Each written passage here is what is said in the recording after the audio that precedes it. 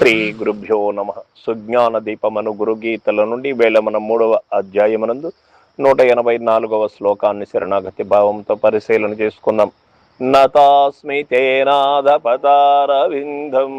బుద్ధింద్రియ ప్రాణ మనోవచోభిః యచ్చింత్యతే భావిత ఆత్మయుక్తౌ ముముక్త్యుభిః కర్మమయోపశాంతయే.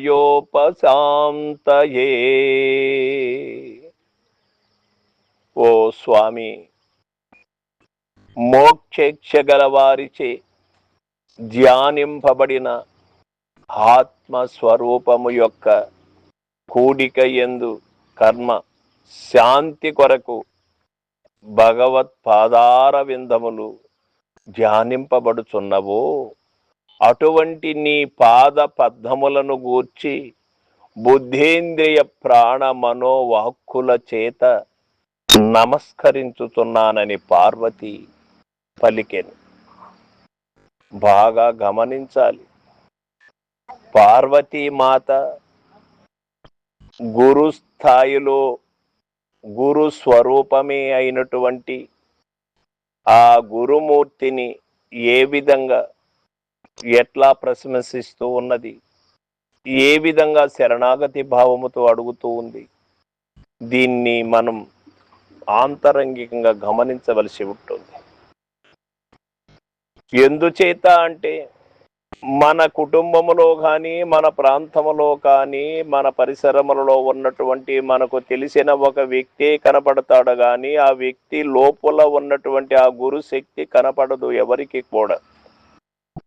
సాక్షాత్తు పరమేశ్వరుడు మన భర్త కదా అనేది కాకుండా పార్వతీమాత ఎందుకు ఆ విధంగా ప్రాధేయపడుతూ ఉంది అంటే ఆ యొక్క రూపములో కాకుండా రూపముగా ఉన్నటువంటి ఆ గురు రూపాన్ని, గురు శక్తిని ఆమె తెలుసుకున్న మహనీయురాలు కాబట్టి ఈ విధంగా అడుగుతూ ఉంది పార్వతీమాత.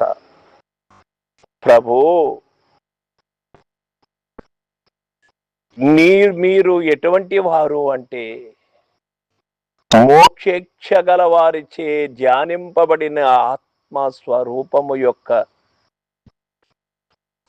కూడిక యందు కర్మ శాంతి కొరకు భగవత్ పాదార విందములు ధ్యానింపబడుచున్నవో అటువంటివి మీ పాదములు, అటువంటి వారు మీరు. కావున పాద్మములను గూర్చి బుద్ధీంద్రియ ప్రాణ మనోవాక్కుల చేత నమస్కరించుతున్నాను.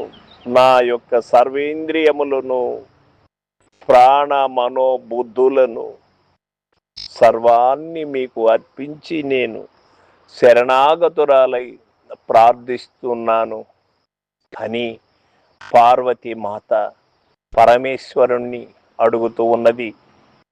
ఎందుచేత అంటే గోప్యమైనటువంటి దాన్ని, ఆ మూల మంత్రాన్ని, మంత్రభావార్థాన్ని ఎవ్వరికి చెప్పకూడదు.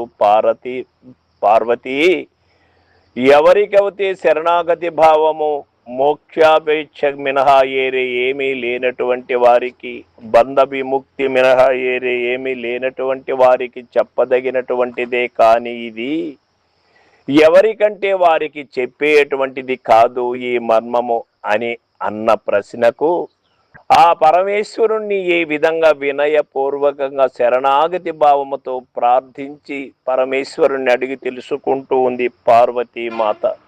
ఇది మన అందరికీ కూడా శిరోధార్యం. సర్వం సద్గురు పాదార్పణమస్తు. జై గురుదేవ.